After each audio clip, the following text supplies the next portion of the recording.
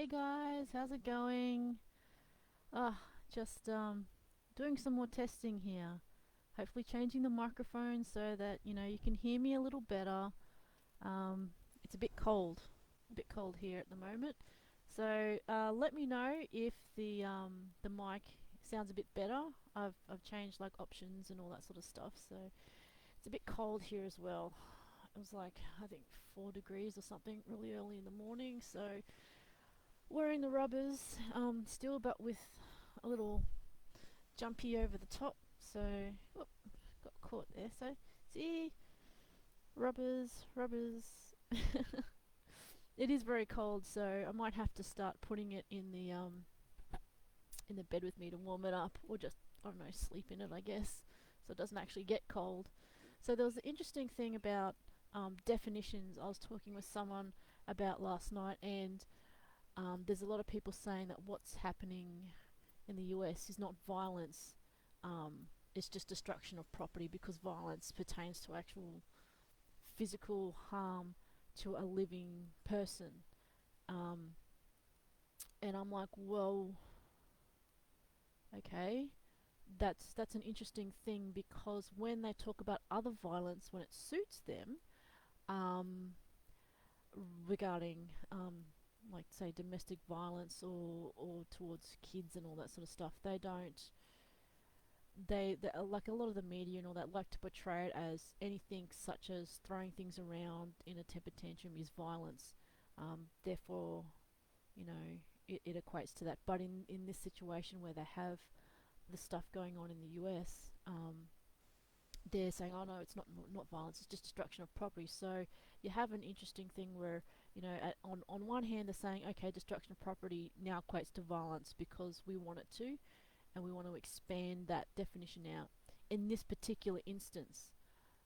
And I'm like, but again, if you want to go that way and then discount this, what's happening as it's not violence, it's just destruction of property.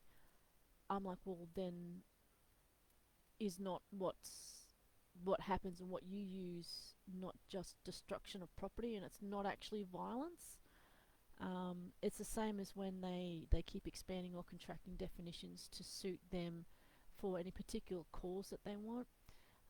Your average person would say, okay, logically that makes sense, but when you apply it um, in that particular way and frame, why is that an exception? Why are you only applying that to this particular situation? Is it really in context, or are you wanting to twist the definition to suit you, such as the definition of misogyny? Traditionally, is just a people or men usually typically who hate women and will have nothing to do with them, do everything that they can to not have anything to do with women, just as misandry is females who hate men and they'll do anything and everything they can not to have anything to do with men whatsoever. And it doesn't have anything to do with lack of, well, it can have something to do with lack of respect and not treating them in the same way, because that kind of goes hand in hand.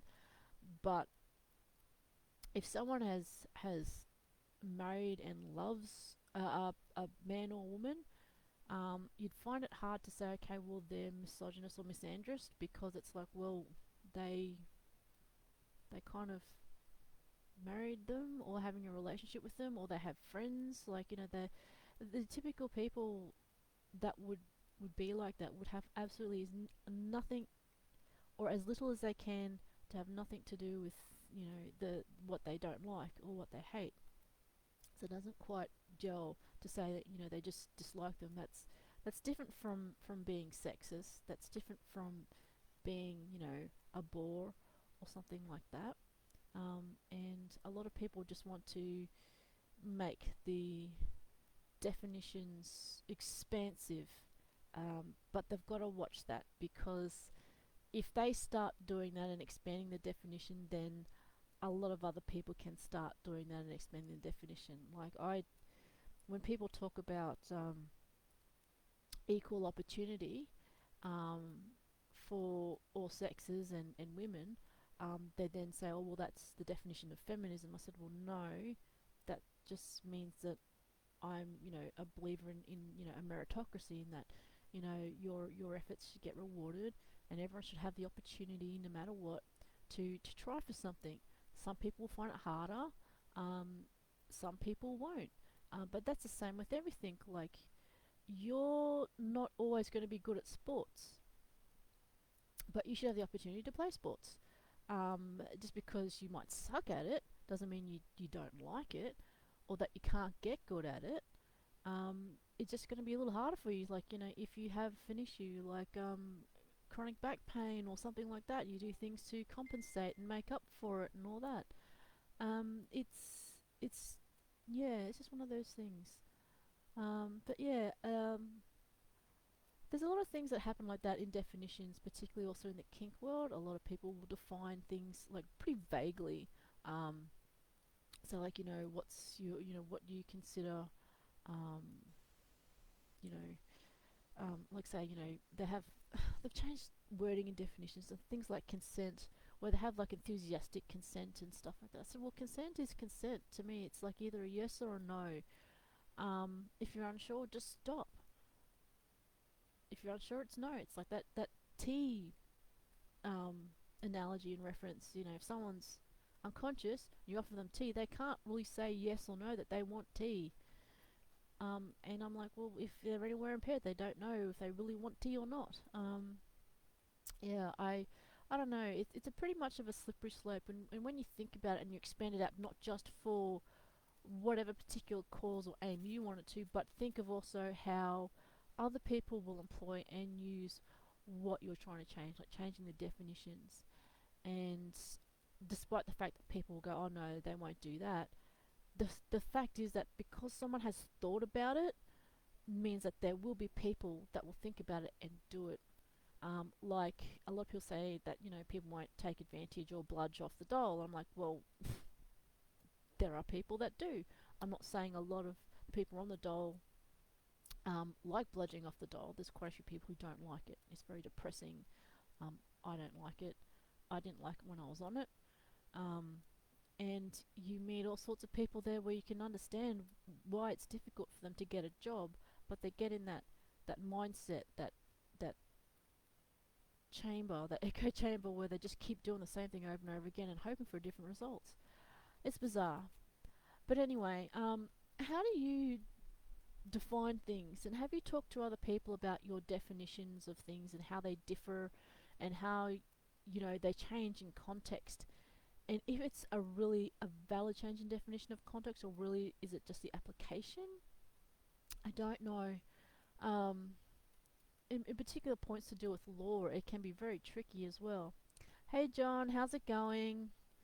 um, it's like they keep talking about what is it, the president to can declaring like a national emergency and martial law by definition is the military law being imposed on citizens or people for a short period of time. But a lot of people just think these days it's just someone being a brute and using the military to do something that they just don't like. I don't know. But the interesting thing is the definition of violence that people are using these days and how they would like to apply it. To me, if you can use violence in one situation and claim, an action in one situation, claim that it's violence, and yet change it for another situation and say, oh, but, this is just our excuse. I'm like, that's just not going to hold water for me. I don't know about you, but the circumstances of destroying something and terrorizing people, if you're using that in one instance to say that's violence and yet not in another to say it's violence, I think there's something kind of a bit wrong there. But that's just me.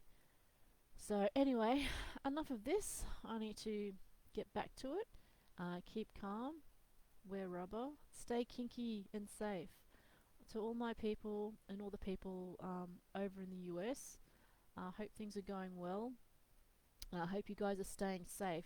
And even though some things are happening, look for something where it's not focusing on that is all I can say. Be aware of it, um, prepare for things, but don't make that the sole focus. Once you've made all the preparations you can, don't obsess over it, because that makes you not as well resilient. Keep an open mind. Okay? Catch you guys later. Bye.